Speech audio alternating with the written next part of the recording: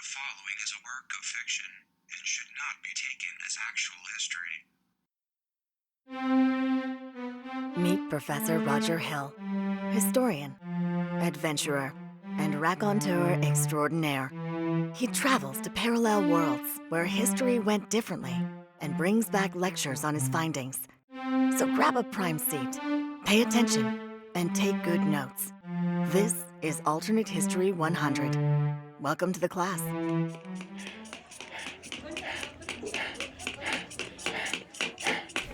Good morning. Sorry for my tardiness.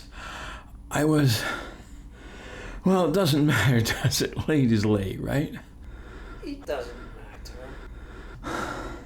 matter. Chris thinks it doesn't matter. But it does dovetail nicely into today's lecture on a world where something coming late mattered a great deal. So let's get down to it.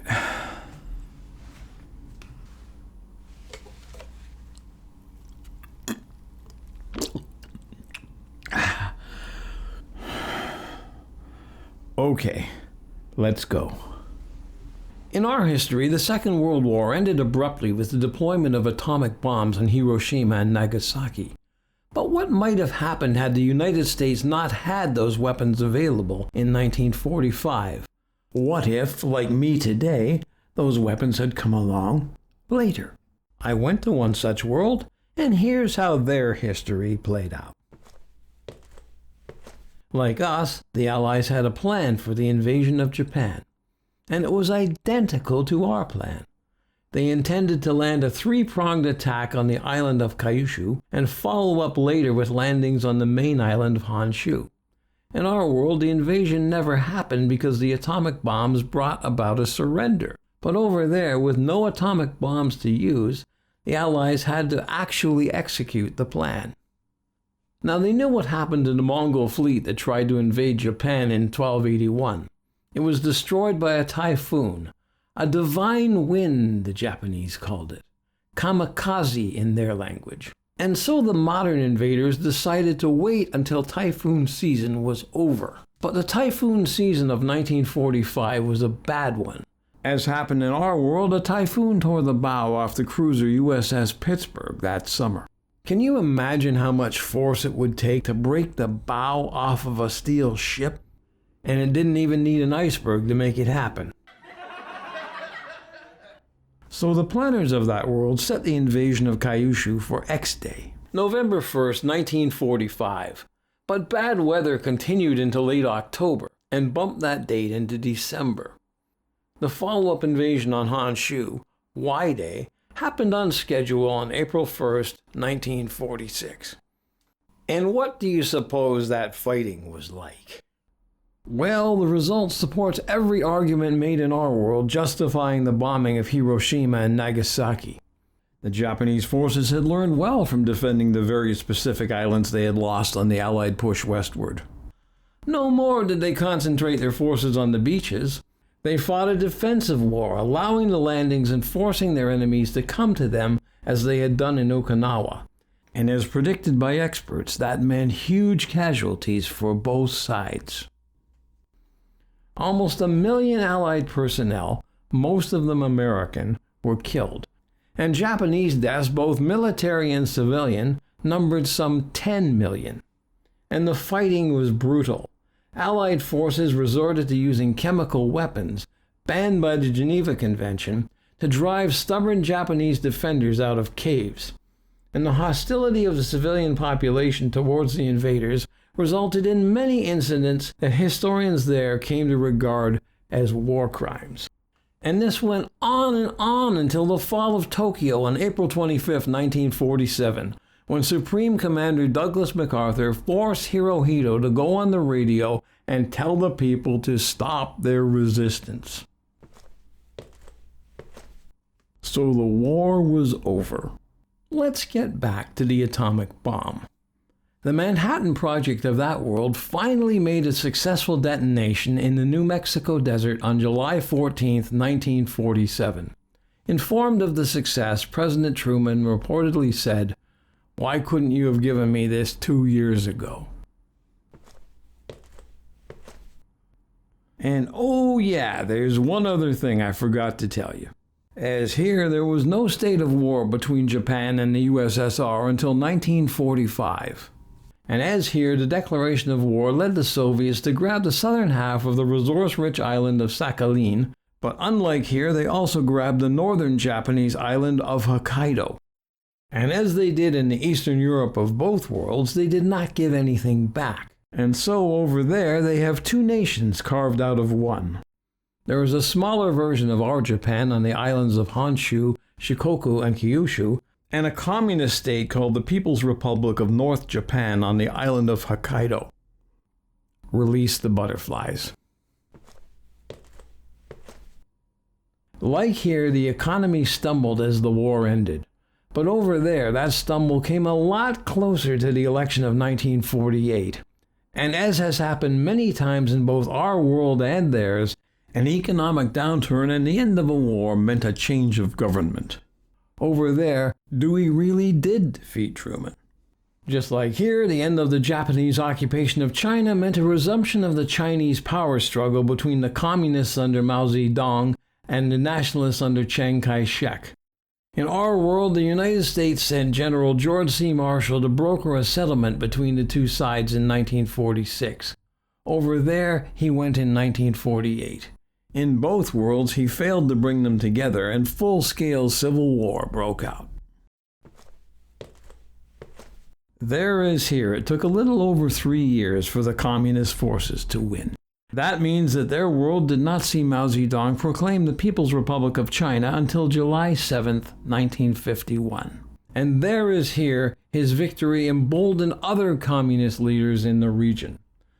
On June 22, 1952, both North Korea and North Japan attacked their southern neighbors. President Dewey called on the UN to act against this aggression. But unlike our world's Truman, he did not have the advantage of a Soviet boycott of the Security Council to allow this resolution to pass.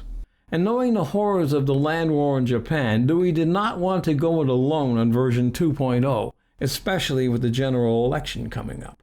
He consulted with intelligence and asked the question, does anyone else have atomic bombs? They knew that everybody, the Germans, the Russians, the Japanese, had been working on such a project for years. But there was no evidence that anyone else had actually built one, or that they even knew about ours. So, probably not. The war was going badly. In Korea, US and South Korean forces were pushed down to Busan and defeat seemed imminent. In Japan, communist forces had captured Sendai and Yamagata on the island of Honshu. And so Dewey rolled the dice on the CIA's probably not. He ordered the atomic bombing of Pyongyang and Sapporo, the capitals of North Korea and North Japan. And as the world reacted in horror to the photos and newsreels of the devastation, he sent an ultimatum to the remnants of government in those places. North Korea, retreat to the 38th parallel. North Japan, get off Honshu entirely. It turned out that the probably not was true. The Soviets did not have such a weapon. Having no choice, they and the Chinese told their friends in North Korea and North Japan to comply with the ultimatum. They also told their own scientists to catch up fast.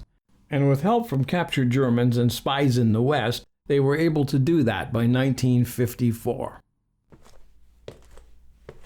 So what happened next?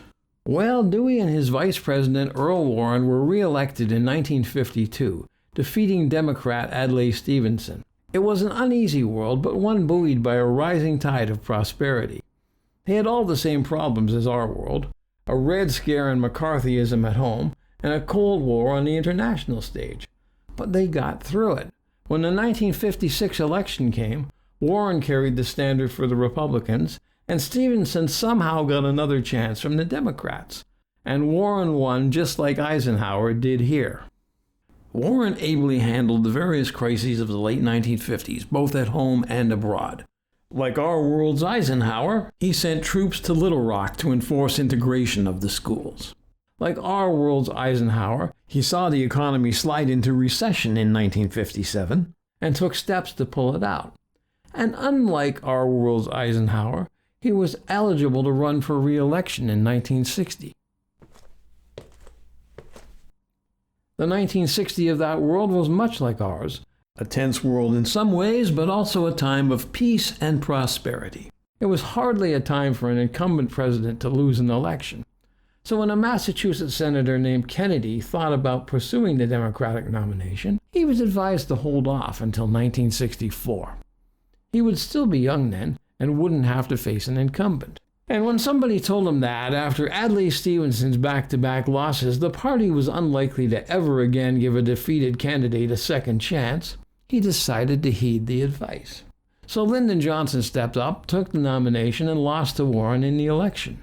Warren began to press a civil rights agenda in his second term, as Kennedy did in our world. But he did not promise to put a man on the moon before the decade was out, and he did not found the Peace Corps. So while that world's NASA still managed to beat the Russians to the moon, they did not do so until 1971.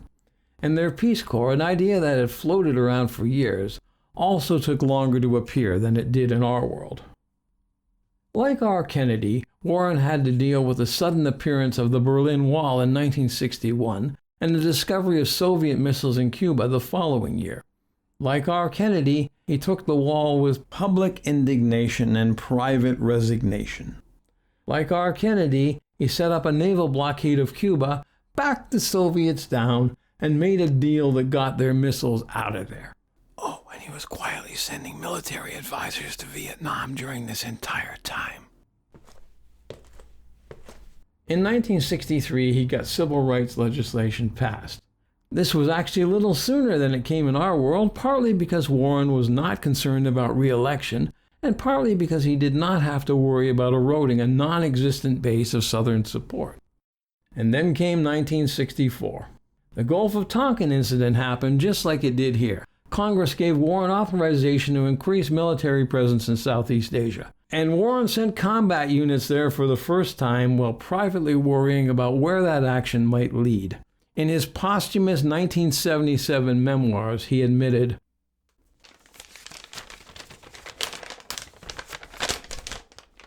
"I could see storm clouds gathering on the horizon in the summer of 1964, and I came to be glad that I was about to hand over the reins to someone else."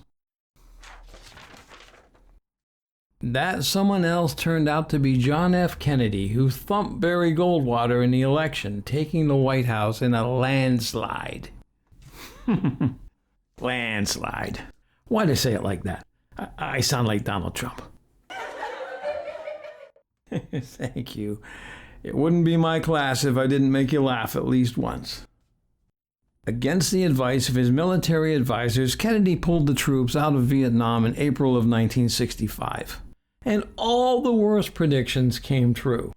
First, the communists captured Saigon in July. And then the dominoes began to rattle as new communist movements rose up in Thailand, Malaya, Cambodia, Laos, and the Philippines.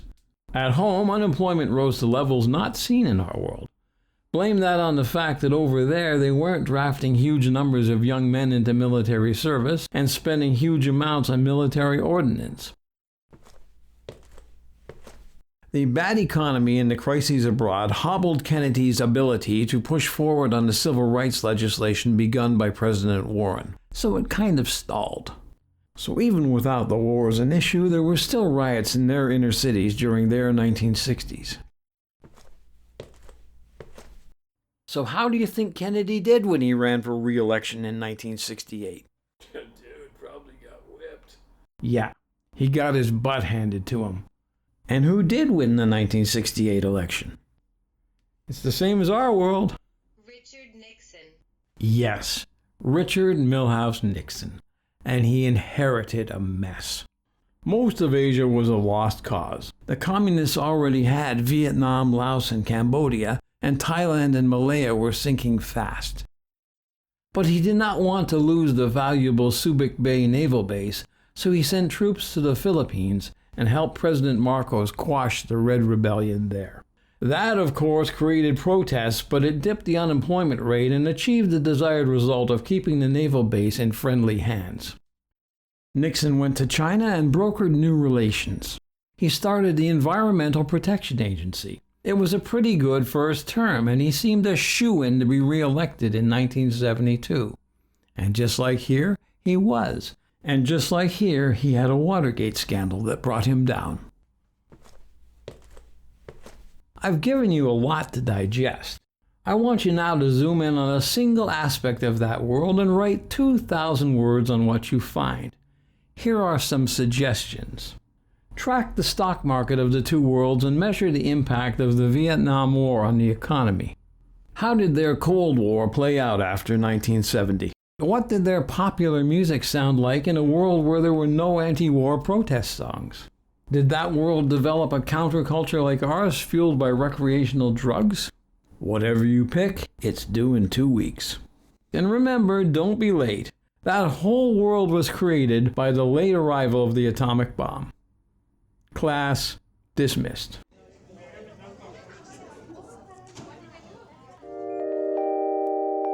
Hi, I'm Gary Wheeler. Alternate History 100 is a labor of love with the twin goals of entertaining you and making you think. If you like what you heard today, please hit the subscribe button, give us a like, and tell your friends about us. Your word of mouth can really help this channel grow. We'll be back in 2 weeks with another episode. Until then, keep thinking and make some history of your own. The preceding was a work of fiction and should not be taken as actual history.